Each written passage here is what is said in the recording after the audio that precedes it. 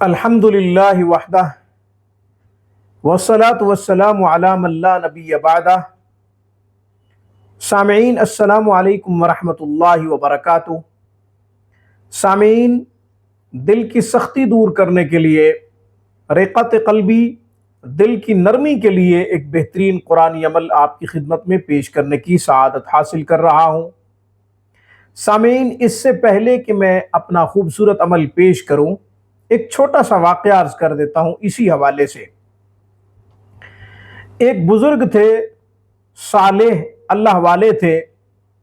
انہوں نے یہ بات پھیلا دی اپنے بارے میں کہ وہ فوت ہو چکے ہیں۔ ان کے بارے میں جب یہ مشہور ہو گیا، مریدین تلاش کرتے کرتے جب ان تک پہنچے تو انہیں دیکھا کہ وہ زندہ ہیں۔ ان سے پوچھا، حضرت آپ تو ٹھیک ہیں، آپ تو زندہ ہیں، آپ کے بارے میں تو یہ مشہور ہو گیا تھا کہ آپ فوت ہو گئے ہیں۔ تو وہ رونے لگ گئے اور کہنے لگے کہ کچھ دن میں اللہ کی یاد سے غافل ہو گیا تھا۔ حدیث میں آتا ہے کہ جو دل اللہ کے ذکر سے خالی ہو وہ دل مردہ ہے۔ چنانچہ میری کوئی وقت نہیں رہی تھی ان دنوں میں جن دنوں میں میں ذکر الہی سے غافل ہو گیا تھا۔ وہ کیفیت اب ختم ہو گئی ہے۔ کچھ دن میں اس حال میں رہا ہوں کہ میں اللہ کی یاد سے غافل ہو گیا تھا۔ چنانچہ حدیث میں آتا ہے، مثل الذی یذکر ربہ کمثل الحی والذی لا یذکر ربہ کمثل المیت۔ فرمایا، وہ جو ذکر کرتے ہیں ان کی مثال زندہ کی ہے، اور جو اللہ کو یاد نہیں کرتے، اللہ کا ذکر نہیں کرتے، ان کی مثال مردہ کی ہے۔ جب انسان اللہ کی یاد سے غافل ہو جاتا ہے تو انسان کا دل سخت ہو جاتا ہے، انسان بے حس ہو جاتا ہے، احساس مر جاتا ہے، احساس نہیں رہتا۔ جب احساس مر جائے تو کوئی سامنے رو بھی رہا ہو تو اسے فرق نہیں پڑتا، کوئی سامنے مرا ہوا پڑا ہو تو بھی فرق نہیں پڑتا۔ کسی کا ایکسیڈنٹ ہو جائے، کوئی حادثہ ہو جائے یا کوئی بری خبر سننے کو ملے تو بھی فرق نہیں پڑتا، بے حسی کی انتہا ہو جاتی ہے۔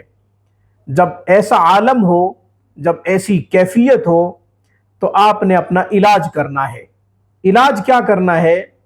سورۃ القیامہ، لا اقسم بیوم القیامہ، یہ پارہ نمبر 29 میں ہے، سورہ دہر سے پہلے اور سورہ مدثر کے بعد۔ اس کو ہر نماز کے بعد ایک مرتبہ پڑھیں۔ اس کے ساتھ ساتھ کثرت سے استغفار کریں، استغفر اللہ، استغفر اللہ، استغفر اللہ۔ اس کے ساتھ ساتھ اللہ کو یاد کریں اور لفظ اللہ سے ضربیں لگائیں اپنے دل پر، اللہ اللہ اللہ۔ پھر جو ہے دل کی سختی دور ہو جائے گی، پھر غفلت ختم ہو جائے گی، پھر بے حسی ختم ہو جائے گی، اللہ تعالیٰ دل کو نرم کر دیں گے، رقت قلبی کی جو کیفیت ہوگی وہ ختم ہو جائے گی۔ یہ چیزیں صالحین کی صحبت میں ملتی ہیں۔ چنانچہ رسول اللہ صلی اللہ علیہ وسلم کے دور میں بھی اس طرح کا ایک واقعہ پیش آیا تھا۔ ایک عورت آئی تھی، کہنے لگی مجھے رونا نہیں آتا، تو آپ علیہ السلام نے جو بھی تعلیم فرمایا تھا، میں یہاں پہ بیان کرنے سے اس لیے قاصر ہوں کہ ہماری ویڈیو طویل ہو جائے گی۔ بہرحال دل کی سختی دور کرنے کے لیے ذکر الہی، استغفار، سورہ قیامہ اور اللہ اللہ کی دل پہ ضربیں، یہ جو ہے اصل دل کی سختی کا علاج ہے۔ رقت قلبی کے لیے، دل کی نرمی کے لیے یہی علاج کیجئے، یہی بہترین دوا ہے۔